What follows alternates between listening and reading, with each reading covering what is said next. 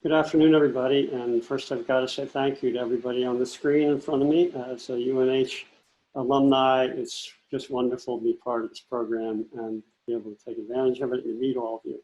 So thank you, from the bottom of my heart, and also to all the fellows for all the incredible work you've done this summer. So Jake, who I've been working with, is a recent grad of UNH from the environmental science program. And when we started this project, I'm kind of the guy on the right, that's Teddy Roosevelt, as he was thinking about 110 years ago about going down what was called the River of Doubt in Brazil. Nobody had ever been down it. They knew it was probably insanely dangerous and be cutting through the jungle and all sorts of things. And like Roosevelt, my idea may or may not have been a good one, but I certainly needed an intrepid guide to get me down the river, get me through it, get me safe to the end. And that's what Jake has proven to be. And it's just been a wonderful experience. So I'll turn it over to Jake. He's going to tell you about the adventure we've been on this summer. Great. Thank you so much, Dan. And thank you all for coming to my presentation. My name's Jake. And today I'm going to be talking about climate mitigation and resilience spending in the state of Vermont. So first and foremost, public spending is really meant to support and protect the health and well-being of citizens. And in the United States, the CDC has declared climate change as a leading risk to or threat to our public health and well-being.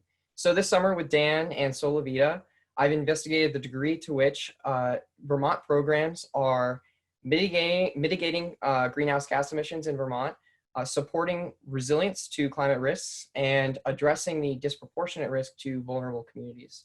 So the key takeaway has been that Vermont is really leading on greenhouse gas mitigation, but there are some key climate risks that are still not being addressed.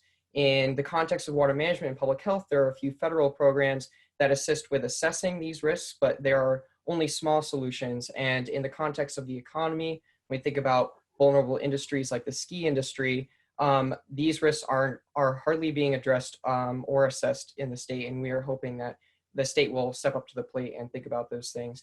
We're also finding that vulnerable communities and the disproportionate risk put on them is largely being overlooked in all of these spending categories. Next slide, please. So moving forward, Dan and I are looking forward to publishing our qualitative spending inventory, which elaborates on all these spending programs.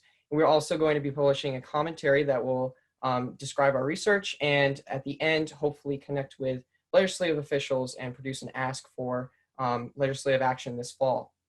And moving forward, Solavita will continue this research by diving into budget materials and conducting quantitative analysis of the programs that we have described in our qualitative report.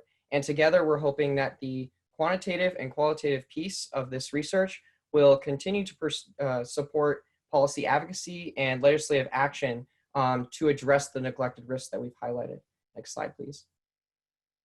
So overall, the biggest outcomes that we've seen is that while greenhouse gas mitigation has been really important in Vermont and successful as in other states, it's not enough in the climate fight. There's a lot that needs to be addressed in the resilience context, thinking about these risks, and these risks need to be assessed and integrated into a comprehensive plan, most notably addressing vulnerable communities. As we see this summer with the social justice issues and the coronavirus, we cannot holistically support the health and well-being of citizens in the United States if we continue to neglect these communities. So I'm hoping that this research and continued research will continue to dive into these risks and support legislative action in the state of Vermont, and hopefully will be repeated in other states.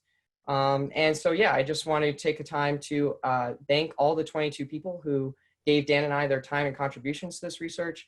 Thank you to Scott and Terry Sorensen for funding this work. And thank you to Dan and the SI staff for being incredible mentors to me this summer.